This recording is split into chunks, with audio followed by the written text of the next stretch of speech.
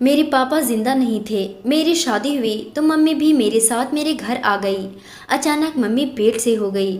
मैं हैरान थी कि मेरी जगह मम्मी कैसे पेट से हो गई।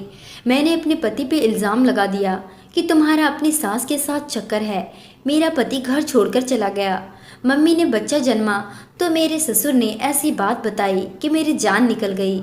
मम्मी तो हर रोज़ मेरे कुछ हादसे ऐसे होते हैं कि इंसान ना चाहते हुए भी मान जाता है और मुसीबत सहने के अलावा कुछ नहीं मिलता। और ये तकलीफ अपने किसी सगी रिश्ते से मिले तो दुख और तकलीफ कुछ ज़्यादा ही महसूस होने लगती है।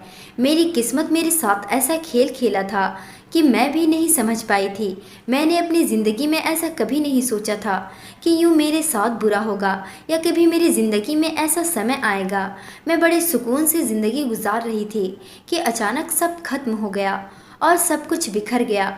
मेरा घर जिसे मैं संभाल संभाल कर रख रही थी, और फिर ऐसा तूफान आया जो सब कुछ उड़ा कर लेकर चला गया।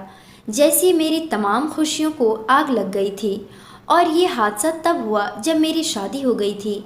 मेरे पापा जिंदा नहीं थे। मेरी शादी हुई तो मम्मी भी मेरे साथ मेरे घर आ गई थी। यह बात मुझे बुरी इसलिए नहीं लगी क्योंकि अगर मेरे साथ ना आती तो मम्मी अकेली हो जाती। इसलिए मेरे बहुत कहने पर मेरी माँ मेरे पास रहने लगी थी और ससुराल वालों को कोई परेशानी नहीं थी। वो भी मेरी बात पर राजी थे और यूँ मेरी मम्मी मेरे पास हमेशा के लिए आ गई थी। फिर कुछ दिनों के लिए ये भगवान जानता था कि क्या होने वाला था। वैसे तो सब ठीक था पर मुझे कुछ अजीब सा लगने लगा था। मेरी मम्मी का रवैया मेरी समझ से बाहर था। मैं जितना इनको संभालने की कोशिश करती उतना ही मुझे बच्चों की तरह तंग करने लगी थी। कभी कभी तो अजीब हरकतें करती थी कि मुझे अपने ससुराल में बहुत शर्मिंदगी उठानी पड़ती थी। और कभी इतना समझदार खुद को जाहिर करती थी कि अगला इंसान हैरान रह जाता था। बहुत बार मैंने मम्मी को दबे शब्दों में समझाने की बहुत कोशिश की पर मेरी मम्मी ने मेरी बात एक कान से सुनकर दूसरे कान से निकाल दी थी। मुझे ऐसा लगता था शायद पापा के मरने के बाद मम्मी को बहुत सदमा लगा है तभी ऐसी हरकतें करती थी। लेकिन फिर कुछ दिन बाद मुझे अपना ये ख्याल बदलना पड़ा और इसकी वजह मेरी माँ थी। मेरी माँ सीधी सादी और मासूम दिखती थी, या सिर्फ मुझे ऐसा लगता था मैं अपनी माँ के बारे में कुछ गलत सोचना या बोलना भी नहीं चाहती थी। लेकिन कुछ हादसे सब करवा देते हैं। खैर दिन बहुत ही उदास से गुजर रहे थे। मुझे पति पर यकीन था। मेरी कभी पति से लड़ाई भी नहीं हुई थी। मेरा पति मेरा बहुत ख्याल रखता था। मेरी हर बात कहने से पहले ही पूरी करता था और मैं इसे अपना ख्याल रखते देखकर बहुत खुश होती थी।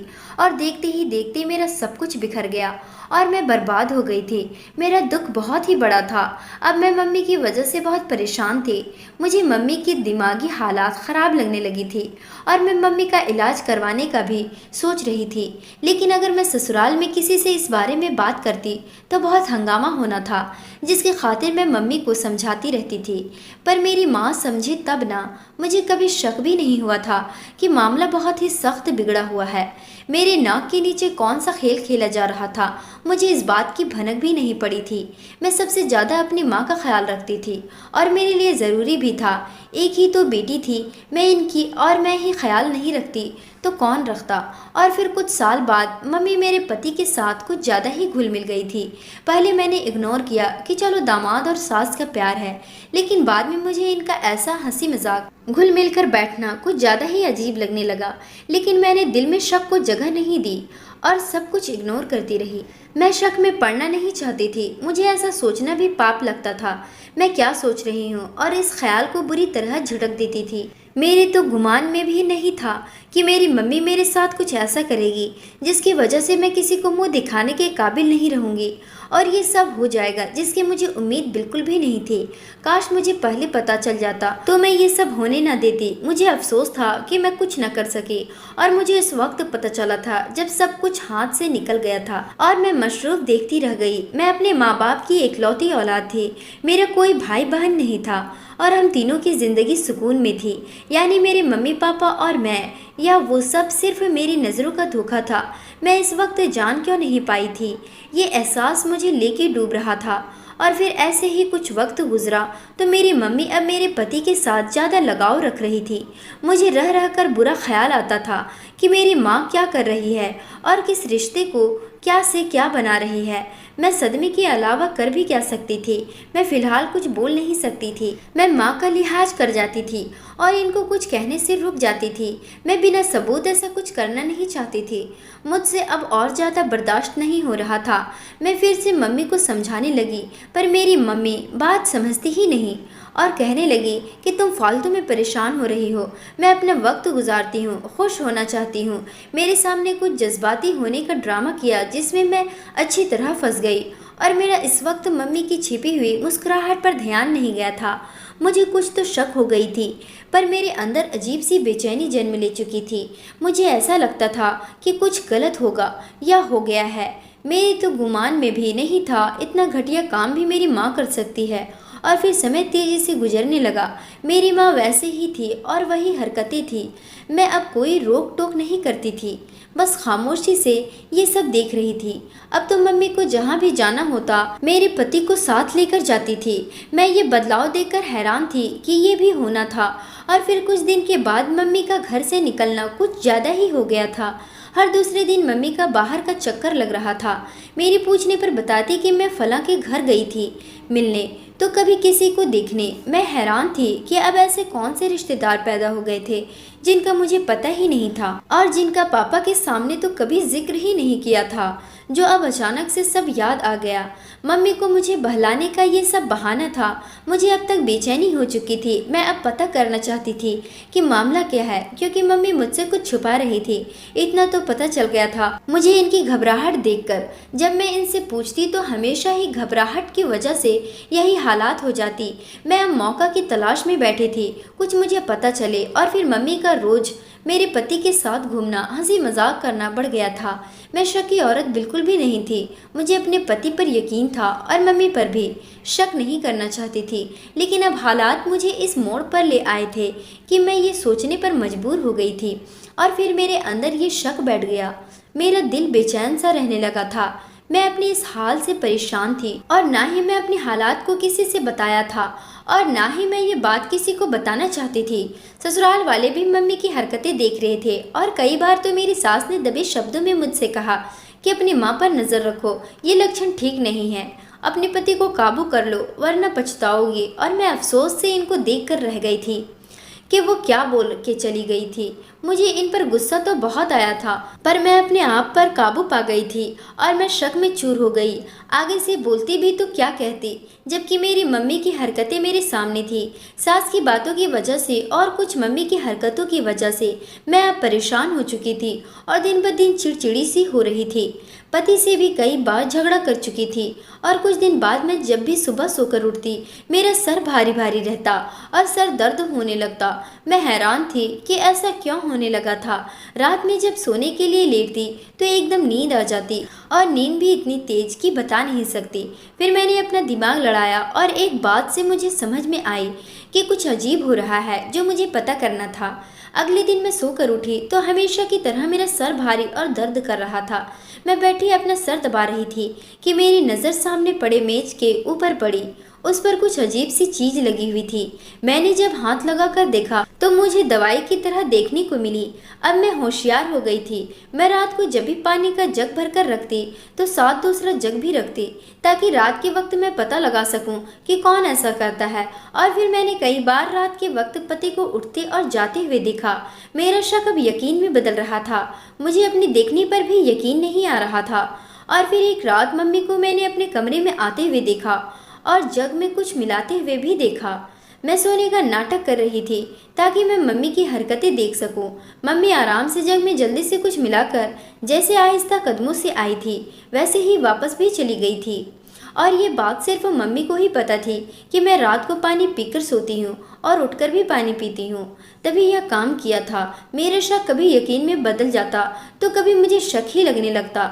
मेरे तो होश उड़ गए थे मम्मी को ऐसा करते हुए देखकर। मुझे इन पर यकीन ही नहीं हो रहा था कि मेरी माँ होते हुए ऐसा घटिया काम करेगी।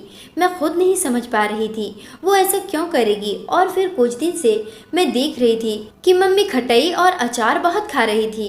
पहले तो मैंने इन्हें अनदेखा कर दिया, लेकिन अब रोज ही मम्मी खाने लगी। मेरे अंदर खतरे की घंटियां बजनी शुरू हो गई थी। मैं अब बहुत ही झुंझलाहट का शिकार हो रही थी। एक दिन मम्मी बेहोश हो गई और फिर अचानक मम्मी प्रेग्नेंट हो गई। ये बात मुझे हॉस्पिटल में जाकर पता चला तो मेरे सर पर आसमान टूट पड़ा और मैं ये जानकर शर्म से पानी पानी हो गई थी। मैं ससुराल में किसी से भी नजरें मिला नहीं पा रही थी और मम्मी तो घबराहट का शिकार थी, मेरा सामना करने से कतरा रही थी। मैं बहुत हैरत थी कि मेरी जगह मम्मी कैसे प्रेग्नेंट हो गई। अब मुझे यकीन हो गया था कि ये बच्चा मेरे पति का है, क्योंकि रात को मैंने बहुत बार अपने पति को उठते हुए भी देखा था। मेरा विश्वास टूट चुका था। मेरे दिमाग में वो सब यादें और सारी की सारी बातें घूमने लगी थी। मेरा गुस्सा अब आखिर को पहुंच चुका था और मैं अपने पति से लड़ पड़ी थी। और फिर मैंने अपने पति पे इल्ज़ाम लगा दिया कि तुम्हारा अपनी सास के साथ चक्कर है और ये सब तुम्हारी वजह से हुआ है।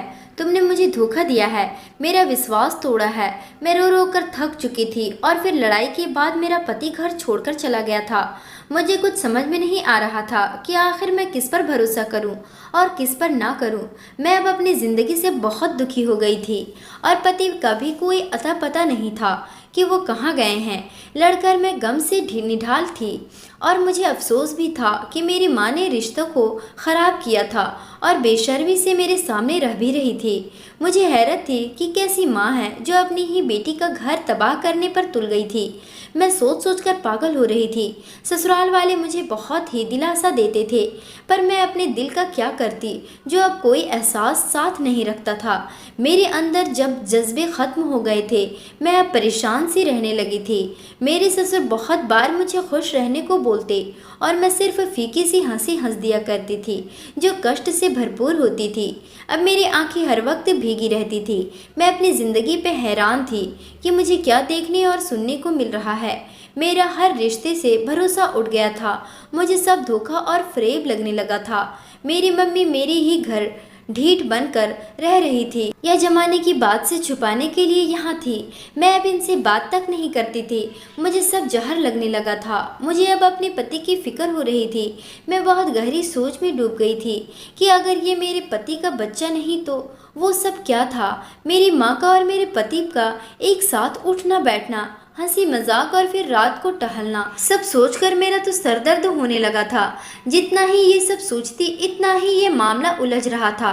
मुझे अब अपने आप पर गुस्सा आ रहा था, क्योंकि एक तो पति पर इल्ज़ाम लगा दी थी और वो घर छोड़कर गया था और ऐसा करते करते कुछ माह गुजर गए और मेरी मम्मी ने बच्चा जना तो इस दिन मेरे ससुर ने ऐसी बात बताई कि मेरी जान निकल गई। मेरे ससुर का कहना था कि ये बच्चा इनके बेटे का नहीं है। मैं इनको हैरान होकर देखने लगी और वो बोल रहे थे कि बेटी सब्र करो, सब सच तुम्हारे सामने आएगा। मैं इनकी बातें सुनकर हैरत से दंग रह गई थी। ससुर क्या कह रहे थे और कौन सी सच्चाई बाकी थी। अब मुझे और क्या देखना था या मुझे कुछ ऐसा सुनना था। मुझ में अब और सहने की हिम्मत नहीं थी। मैं अब और कोई सदमा बर्दाश्त नहीं कर सकती थी। मेरी हर रात रोते हुए गुजरती थी। मेरी आंखें रोने की वजह से सूज चुकी थी। मैं भगवान से प्रार्थना करती थी कि ऐसा कुछ और ना मुझे दिखाना जो मेरे बस से बाहर हो। मैं बहुत ही परेशान थी। मेरा सुकून ख़त्म हो गया था। यूँ कहना ज़्यादा बेहतर होगा कि मेरा सुकून बर्बाद हो गया था। मेरी खुशियों को नज़र लग गई थी। अब मम्मी तो हर रोज़ मेरे पास आकर कुछ कहना चाहती थी, पर मैं इनसे कोई बात करना नहीं चाहती थी। मेरी आंखों पर शक की जो पट्टी बंधी थी वो कुछ और देखने नहीं दे रही थी। मुझे अपना आप पागल महसूस होने लगा था या मैं आहिस्ता आहिस्ता होती जा रही थी। मेरी सेहत भी बुरी तरह बिगड़ रही थी। मैं बीमार सी रहने लगी थी। मेरे ससुर मुझे तसल्ली देते थे और हौसला बढ़ाते थे। मैंने बहुत बार ससुर से इस बात के बारे में पूछा भी तो बात टाल गए और कहते हैं कि उनका बेटा मेरा पति जल्दी ही वापस आ जाएगा। मैंने इनकी बात पर यकीन कर लिया था। जब वो इतना मुझे कह रहे थे तो मुझे इनकी बात माननी पड़ी। और फिर कुछ दिन बाद मेरा पति वापस आ गया था, लेकिन मेरी हिम्मत नहीं हुई कि मैं इससे बात कर सकूं या कुछ पूछ सकूं। मुझे कुछ शर्मिंदगी हो रही थी, लेकिन मैं अब भी शक में सवार थी। मैं अब नहीं जानती थी कि मेरे सामने क्या सच आने वाला है। मुझे अब परेशानी ने घेरा था। ससुर और पति की तरफ से बिल्कुल खामोश थी, और फिर एक दिन अचानक ससुर ने सच्चाई बता दी, जिसे सुनकर मेरे पाँव के नीचे से जमीन निकल गई थी। मैं सदमे में चली गई थी। मुझे कुछ भी होश नहीं था। मैं बेहोश हो गई थी। मेरे पति ने मुझे संभाला और अस्पताल ले गए। मेरी हालात बहुत ही संजीदा हो चुकी थी। फिर भी भगवान का करना हुआ, मुझे होश आ गया और मैं फिर भी खामोश रही थी। मुझे अफसोस हो रहा था अपनी माँ को माँ कहते हुए, जिसने मेरी दुनिया ही उजाड़ दी थी। और इस औरत की वजह से मैं अपने पति पर शक कर रही थी, जिसका कोई कसूर नहीं था। वो तो वैसे ही मेरी माँ के साथ इज्जत और सम्मान के साथ पेश आता था, जो मुझे शक की वजह से दिखाई नहीं देता था। मुझे अब रह रहकर शर्मिंदगी हो रही थी। अपनी माँ की सच्चाई जानकर मैं ये सोच भी नहीं सकती थी कि मेरी माँ ऐसी होगी या इतना बुरा करेगी। माँ ने सिर्फ अपना सोचा था और इतना घटिया काम किया था। यह औरत मेरी माँ कहलाने के भी लायक नहीं थी। मैं बेअक्ली और बेवकूफ़ी में मारी गई थी। मुझे उसी दिन से ही अपनी आंखें खुली रखनी चाहिए थी। मेरा बस नहीं चल रहा था मैं हर लिहाज बनाकर इस औरत का कुछ बिगाड़ सकूं, जो कहने को मेरी माँ थी, लेकिन माँ वाली कोई एक खासियत नहीं थी। मेरी ससुर ने जो सच्चाई मुझे बताई, वो जानकर मेरा कहीं भाग जाने को दिल कर रहा था कि कहीं भागकर मैं छुप जाऊं। मुझे ये सच बहुत सख्त तकलीफ दे रहा था। मेरी माँ ने मेरे पापा को जहर देकर मारा था और फिर छुपकर किसी से शादी कर ली थी और इसी से प्रेग्नेंट भी हो गई थी। और रात को मुझे और मेरे पति को नींद की दवा देती थी कि हम इनके राज को ना जाने और बाहर जाते हुए ना देख ले और इनका काम आसानी से होता रहे। इतना बड़ा धोखा, जुल्म, कत्ल, ये सच मेरी जान ले रहा था। मेरी दुनिया उजाड़ कर मुझे यतीम करके कैसे खुद अपना घर बसा लिया था और मेरे सामने कैसे मासूम बनते थे। मुझे रह रहकर वो दिन याद आए थे जो मेरी माँ ने ड्रामा रचाया था। मेरे पापा की मौत पर गम और दुखी होने का नाटक करना, फिर मेरी शादी जल्दी करना और मेरे साथ ही मेरे ससुराल में रहना, सब मुझे याद आ रहा था। कैसे कैसे मेरी माँ ने सहारा लिया था और मुझे समझ नहीं आया था कि मेरी माँ रोज भाग भाग कर घर से बाहर क्यों जाती थी और मुझसे क्यों झूठ बोलती थी। मेरी नज़रों से तो वो अब गिर चुकी थी, क्योंकि मेरा मन तोड़ा था उन्होंने। मेरे सर से मेरे बाप का साया भी छीना था। मैं भी इन्हें कभी माफ़ नहीं करने वाली थी। ये यूँ तो माफ़ी के काबिल भी नहीं था। मेरा रवैया इनके साथ सख्त हो चुका था और एक दिन मैंने इनको बता दिया कि मैं इनकी सच्चाई जान गई हूँ। मेरी ये बात सुनते ही उनका रंग उड़ गया था और घबराहट में इनके चेहरे पर पसीना आ चुका था। मैं इनको देखना भी नहीं चाहती थी और मैंने इनसे जाने का बोल दिया, लेकिन वो बाद में मुझसे माफ़ी मांगती रही। अब वो मुझसे नजरें मिलाने के काबिल नहीं थी। भला हो मेरे ससुर का, जिन्होंने मेरे जाने बगैर ही मेरी माँ की जासूसी की थी और सब सच्चाई मेरे सामने लाकर रखी थी। अगर ये सच्चाई मेरे सामने ना आती तो मैं शक में ही मारी जाती और अपने पति को ही कसूरवार समझती रहती। मेरे ससुर ने अपने बेटे से कुछ नहीं पूछा था। मैं अपने पति से सामना नहीं कर पा रही थी और फिर मैंने इनसे अपने किए की माफ़ी मांग ली। मेरे पति का धन्यवाद, उसने मुझे माफ़ कर दिया, वरना कोई मर्द ऐसे इल्ज़ाम पर माफ़ करता है।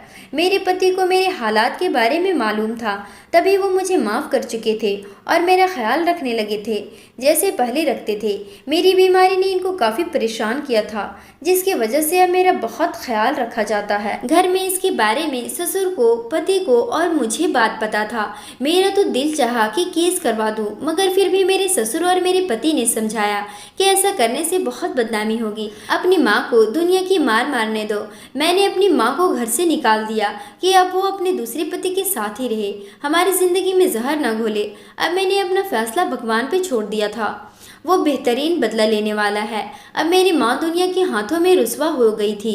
ये मुझे यकीन था। शक बहुत ही बुरी और बड़ी बीमारी है। शक सब कुछ खा जाता है। जिंदगियों में इंसान सिर्फ हाथ मिलाता रह जाता है। मेरी आंखों पे बंधी शक की पट्टी उतर चुकी थी। शक रिश्तों को कमज़ोर कर देता है और जड़ तक पहुँचा कर रिश्ता ख़त्म कर देता है। ऐसी बीमारी से बचना चाहिए और बगैर सबूत के किसी पे इल्ज़ाम नहीं लगाना चाहिए। जो काम मुझसे हुआ, मैं इससे से दिल से शर्मिंदा हूँ और अब घर वालों का प्यार और ध्यान से मैं सेहतमंद हो चुकी थी, जिसमें ज़्यादा हाथ मेरे पति का था। मेरे पति ने बताया था कि वो रात को उठकर ससुर को देखने जाता था, क्योंकि मेरे ससुर को शुगर की बीमारी थी। रात में उनकी शुगर लो हो जाती थी। मुझे खुद पर गुस्सा भी आया और शर्मिंदगी भी बहुत हुई थी। मैंने दोबारा पति से माफ़ी मांगी थी। ख्याल रखने वाला और एहसास करने वाला पति नसीब से ही मिलते हैं और मैं इस मामले में खुशनसीब हूँ। अब मेरी ज़िंदगी अच्छे से गुजरने लगी थी और अब अपने बच्चों के साथ एक सुकून की ज़िंदगी बसर कर रही थी।